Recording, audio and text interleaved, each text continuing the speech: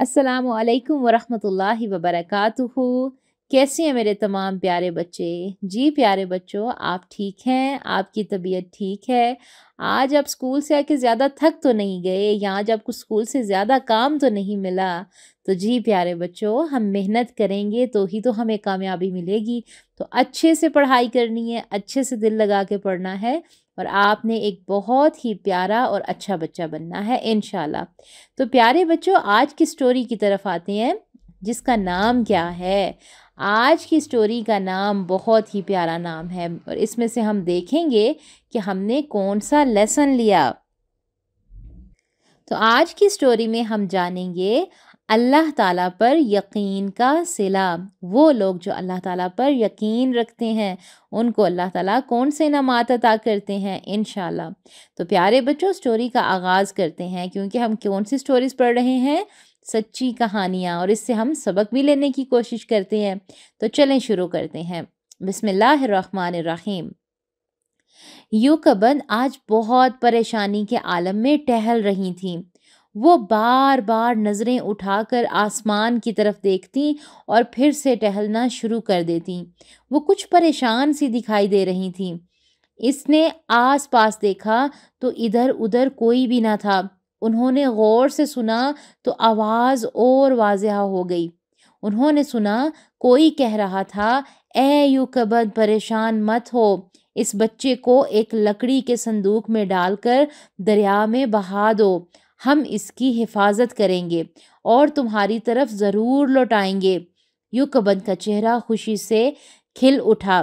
تو پیارے بچوں، اس دور میں مصر پر ایک ظالم بادشاہ حکومت کرتا تھا، جس کا نام فرعون تھا۔ وہ اپنی رعایا پر بہت ظلم کرتا تھا۔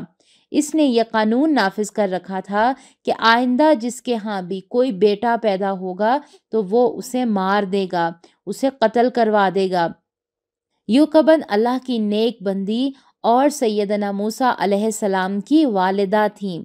جب سیدنا موسیٰ علیہ السلام پیدا ہوئے تو وہ پریشان ہو گئیں کہ کہیں فرعون کو یہ بات معلوم نہ ہو جائے۔ اگر اسے معلوم ہو گیا تو وہ سیدنا موسیٰ علیہ السلام کو قتل کر دے گا، مار دے گا۔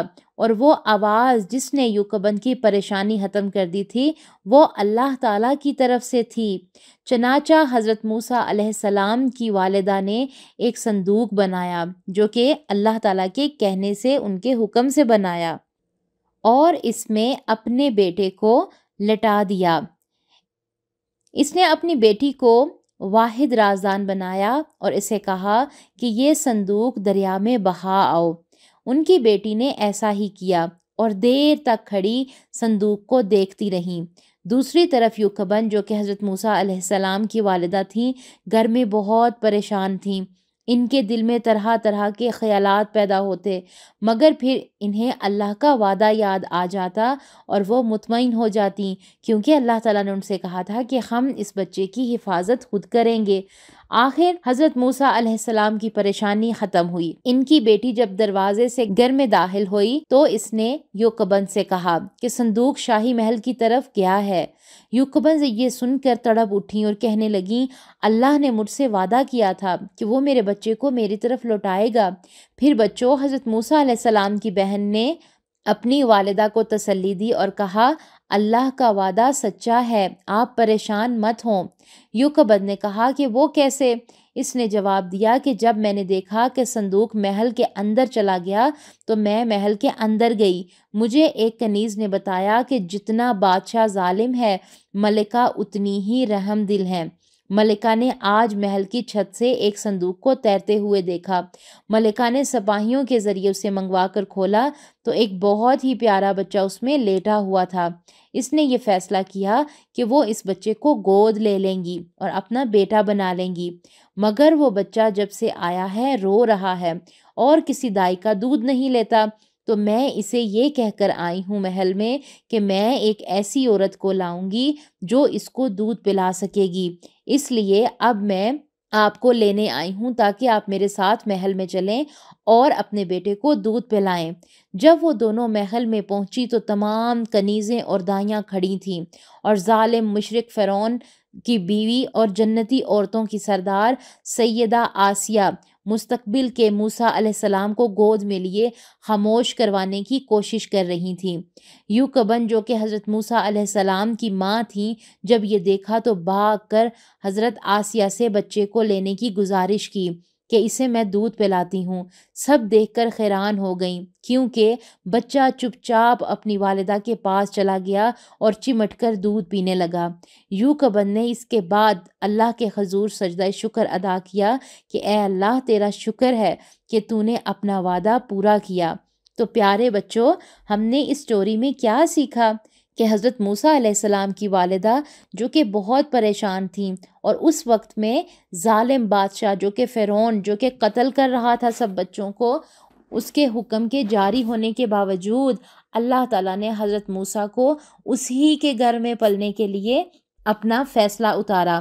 اور پھر اللہ تعالیٰ نے نہ صرف اپنا فیصلہ سنایا، بلکہ حضرت موسیٰ علیہ السلام اس محل میں پلے بڑھے اور اپنی والدہ کی آنکھوں کے سامنے بھی رہے۔